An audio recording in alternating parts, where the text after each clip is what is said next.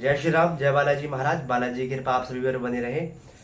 तो आज इस वीडियो के माध्यम से मैं आपको बताऊंगा कि मेहंदीपुर बालाजी में अर्जी कैसे लगाएं और ये किस लिए लगाई जाती है और कितने प्रकार की ये होती है। ठीक है, तो सबसे पहले मैं आपको बता दूं कि मेहंदीपुर बालाजी में जो अर्जी लगाई जाती है वो किस लिए लगाई जाती है। देखिए, कई लोग जो है वो अपनी नेगेटिविटी को या अपने संकट को उससे मुक्ति पाने के लिए मेहंदीपुर बालाजी पे अर्जी लगाते हैं। ठीक है, और कई लोग अपने काम बनाने के लिए, उनका जिसका किसी का काम नहीं बन रहा है, किसी के बिजनेस में या किसी के कारोबार में कोई मंदी चल रही है, तो उस चीज में उन्नति पाने के लिए वो बालाजी में अर्जी लगाते हैं। या किसी के घर की समस्या है या किसी को किसी चीज की टेंशन है, तो उन सब से छुटकारा पाने के लिए, उन सब से समाधान पाने के लिए मेहंदीपुर बालाजी में हम लोग अर्जी लगाते हैं। अब इसमें क्या है कि कई लोग जो है वो बोलते हैं कि हमने अर्जी लगाई, एक बार लगाई, दो बार लगाई, 4 बार लगाई, लेकिन हमारी अर्जी स्वीकार नहीं हुई। क्यों नहीं हुई?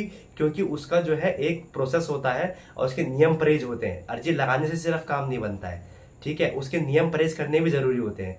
तो वो नियम परहेज क्या है और वो क्या विधि है अर्जी लगाने की, वो मैं आपको बताऊंगा। तो सबसे पहले मैं आपको बताता हूं, अर्जी एक लगाई जाती है जैसे आप घर से मेहंदीपुर के लिए जा रहे हो, ठीक है, तो उससे 1-2 दिन पहले या सेम उसी दिन आप क्या करेंगे, जब घर से निकलने वाले हो तो 10 रुपए, 20 रुपए, 30 रुपए, 40 रुपए या उससे ऊपर आपकी श्रद्धा है तो वो हाथ में लेकर के बाबा से प्रार्थना करेंगे, अपना नाम बोलेंगे, अपने पिताजी का नाम और अपना पता बोलने के बाद बाबा से प्रार्थना करेंगे। अपनी 3 समस्याएं आप बाबा को बताएंगे, कोई भी 3 समस्याएं या कोई भी अपने 3 रुके हुए काम आप बाबा को बताएंगे। बताने के बाद विनती करेंगे बाबा से कि मेरी अर्जी मेहंदीपुर में बाबा आप स्वीकार करें। ठीक है, तो आप जब मेहंदीपुर जाएंगे, जब भी आप मेहंदीपुर पहुंचेंगे घर से निकलने के बाद, सबसे पहले आपको क्या करना है, नहा धो करके स्वच्छ होकर के वो अर्जी सबसे पहले मेहंदीपुर बाबा के दान पात्र में पहुंचानी है। क्यों? क्योंकि बाबा अर्जी का इंतजार कर रहे होते हैं। ठीक है, तो लाइन में लग के आपको वो अर्जी सबसे पहले अंदर मेहंदीपुर बाबा के बालाजी महाराज के दान पात्र में आपको पहुंचानी है, वहां डालनी है। ठीक है, वहां जब आप मंदिर के अंदर, भवन के अंदर जाएंगे और बाबा के नजदीक जब आप जाएंगे तो बाबा वो अर्जी आप हाथ में ले लेंगे, बाबा को दिखाएंगे और बाबा को दिखा के बाबा की आंखों में देख करके विनती करेंगे बाबा से कि बाबा मेरी ये अर्जी है, ये समस्याएं हैं, आप इसका समाधान करिए और ये अर्जी मेरी स्वीकार करिए। एक तरीका ये हो गया।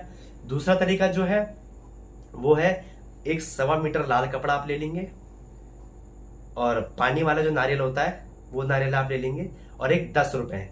जब भी आप पूजा में बैठे हो, अपने मंदिर में या साधना में बैठे हो, तो उस बीच आप क्या करेंगे, 1.25 मीटर लाल कपड़ा बिछा करके उसके ऊपर बालाजी महाराज का ध्यान करके उन नारियल को रख देंगे। रखने के बाद बाबा से उन बोल करके कि बाबा ये 10 रुपए की मेरी दरखास्त आप इस स्वीकार करें, वो उसमें रख देंगे। रखने के बाद कपड़े को आप उस नारियल को जो है और 10 रुपए को जो है उसमें आप फोल्ड करके रख देंगे।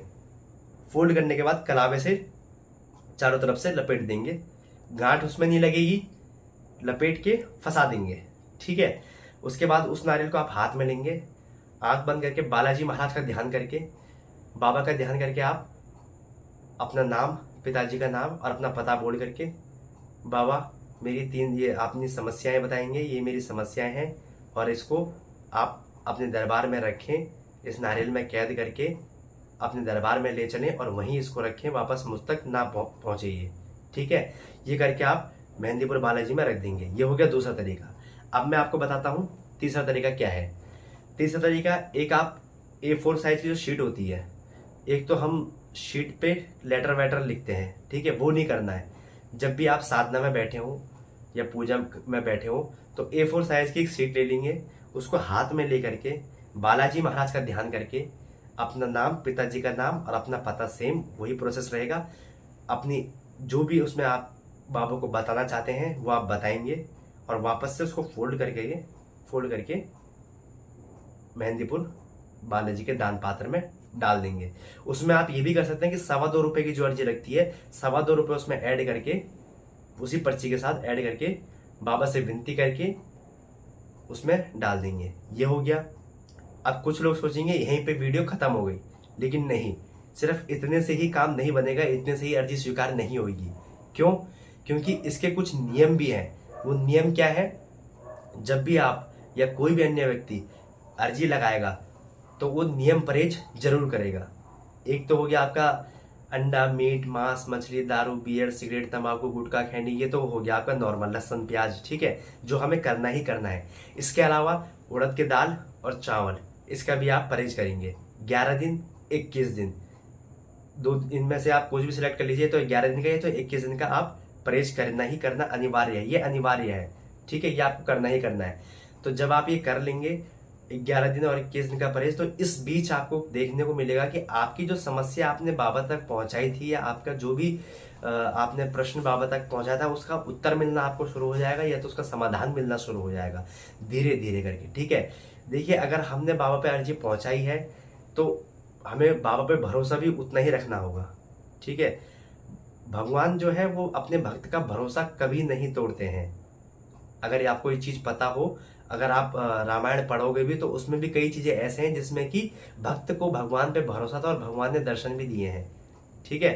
तो भरोसा होना बहुत जरूरी है, ठीक है। आप भरोसा रखेंगे तो आपका काम बनेगा। आजमाने के लिए करेंगे कि बताया गया है वो, कि मेरे को किसी ने बताया था या मैंने कहीं से देखा था, मैं वैसा ही करता हूं, तो उससे नहीं होगा काम, ठीक है। आपको अपने भाव रखने होंगे, और जैसा आपको मैं बता रहा हूं, जो विधि जो मैंने जो बताई है, वो विधि आपको संपूर्ण रूप से करनी पड़ेगी, तभी आपकी अर्जी बाबा तक पहुंचेगी और बाबा उसको स्वीकार करेंगे।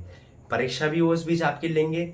अगर आपने उनसे कुछ मांगा है तो आपको उसकी परीक्षा भी देनी पड़ेगी, क्या आप उसके सक्षम हैं, या आप देने के बाद कहीं उनको भूल तो नहीं जाओगे, या आप देने के बाद कहीं लोग होते हैं, कुछ भक्त ऐसे भी होते हैं जो कि अपना काम बनता और फिर उसके बाद कुछ भी नहीं पूछते हैं, ठीक है।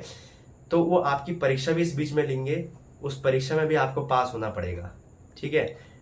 तो अब इस वीडियो में जो है आपको मेहंदीपुर बालाजी से लेकर, या इस वीडियो से रिलेटेड आपको अगर कोई भी प्रश्न हो, और या हनुमान जी से लेकर आपको कोई भी प्रश्न हो, तो आप कमेंट बॉक्स में मुझसे पूछ सकते हैं। बाबा की कृपा से मैं कोशिश करूंगा कि उस आपके प्रश्न का उत्तर सटीक आपको दे सकूं।